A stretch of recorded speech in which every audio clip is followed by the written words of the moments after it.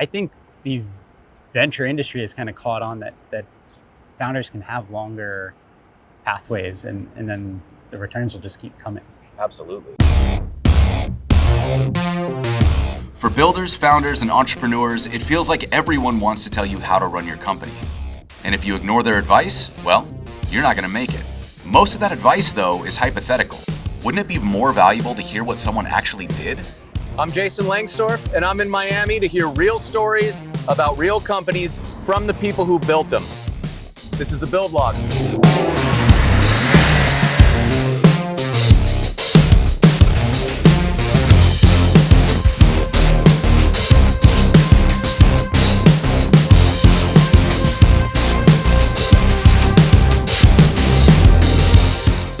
I'm at Wynwood Walls to talk to Colin Sidoti. He's a co-founder and CEO, and I want to learn how he built Clerk.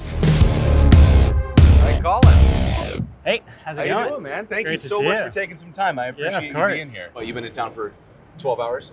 Give or take, yeah. I really want to talk to you about how you built Clerk. I feel like Clerk has sort of come out of nowhere as a real powerhouse in the startup community. 2019 is when we started. There was 2 years of just like prototyping. We actually started as like a Rails plugin back then. And over those 2 years, we meandered to more of a like React-centric modern dev stack approach. In January of 23 was the first time we saw that like Paul Graham says 7% week over week is like good for a YC startup. That's the first time we saw that. And it was kind of off to the races after that. That's like 4 years of Yeah. kind of building and Yeah. iterating and Yes. so like how did you keep the faith when you're staring down a 4-year ramp up? Well, no one tells you it's 4 years when you start, right? Because one thing I'm always amazed by looking back, all the little layers of generosity that kind of help keep the adrenaline going. You know, that's a really interesting point, because when I talk to folks who are doing well, Yeah. they almost always have these stories of somebody helped them out. Somebody was willing to extend them some kindness or some grace in a time that probably would have meant the end of the company otherwise. The thing that I've found is this is a really common thing for people who have succeeded, to just have these countless stories of people who have done something kind for them, who are willing to give them a little extra. Is there something that you're doing or that you see in the builders who are really doing well that inspires that, or that like sets them up to receive that? Founders help other founders. Sure. Investors help as well. Like everyone kind of wants more startups to succeed. The direct ask is often refused, right? Like you can't just like, the favor can't be, will you invest in my startup? Right. As you just meet more and more people, you learn something about them, and at some point you can reach back out about that thing and it helps you. Like when people see you trying, they Yeah. see you putting the work in, you sort of immediately are more willing to put a little faith in somebody, to lend them some grace, versus somebody who's maybe saying like, if I just get a chance, then I could. You have to remember to just say thank you pretty profusely. Because I feel like a lot of times when we talk about building startups in particular, like venture funded startups, it feels like we're almost exiting the days of people going for IPO. And it almost seems like everybody's going for, how can I scale as fast as I can and sell as fast as I can and get the exit? I'm having a ton of fun. Like, why do I want it to stop tomorrow? How can we not IPO and just keep running the things ourselves because we're having fun? And I think like that's a model of success. I mean, that's a model of success that really resonates with me as well. Like, I love the idea that you don't have to chase like the biggest possible dollar amount exit. You're trying to make something that you can be really proud of, and it pays everybody really well to be involved in it. But like, the pay is the benefit, not the purpose, right? I think the venture industry has kind of caught on that founders can have longer pathways and then the returns will just keep coming. Absolutely. you're starting to approach the area where like everybody in the company, they like know the other people exist, but they're not really like, they're not going to know each other, right? In the same way that when you're 15 people, you like really know everybody on your team. Correct, yeah. How are you scaling that culture? So first of all, we're remote but synchronous, Right. which is a model that stemmed out of COVID. My model is like the people that report to me need to work well with me.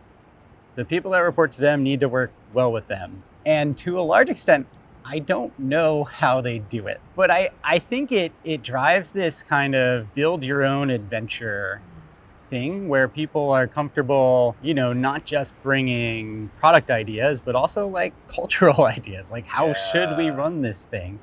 I like that. I like that the culture is evolving as more people come in. I mean, the biggest thing that everyone needs, they just have to give a shit. Sure. That's true everywhere. I think it's heightened in remote. If we select well in recruiting for that one trait, this kind of works itself out. I love that approach of kind of giving teams the autonomy to have, you know, self-determination about their culture and all of that. How much of what Clerk has become is exactly what you envisioned versus things that you discovered along the way? Like, obviously the React choice is something you discovered along the way. We originally thought our only expansion areas were developer tools. Well, if it works for the founder to begin with, that's a good start. And then if it works for a support team for a 10-person company, that's a good start. Then a 50-person company, and then a 100-person company. And you just kind of keep evolving the product to work for bigger and bigger teams.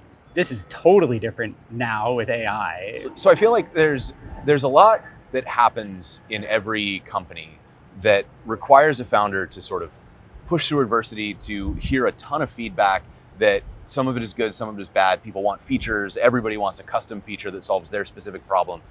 How are you cutting through the noise and deciding, like, when am I digging my heels in versus when am I getting blown every way the wind blows? How do you kind of find that center that allows you to push forward confidently? We know what Clerk looks like in 10, 15 years. An initial question is just like, is it accelerating the roadmap or not? If it's not on the roadmap, then easy, like hard no. Another question we ask is like, do we believe it's best practice?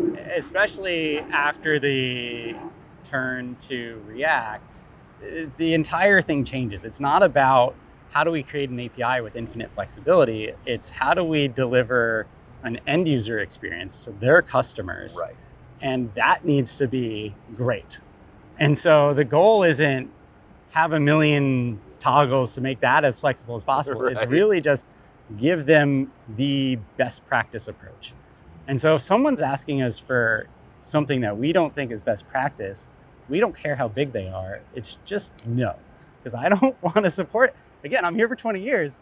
I don't want to deal with this legacy debt thing for the silly customer that asked for the dumb thing that I knew was dumb at the time. I think the biggest thing is just everyone needs to know what the vision is and where we're going. And, you know, we try to make that clear in the interviews, like in the interview process. And then I personally do the intro call in their second week at Clerk, or hammer it home more. And then every all hands, hammer it home more. You know, you got to trust the people. So far, so good.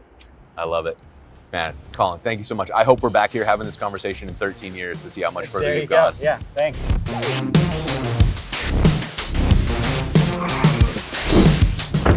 It's pretty clear that the industry is never going to stop evolving, but one thing remains true.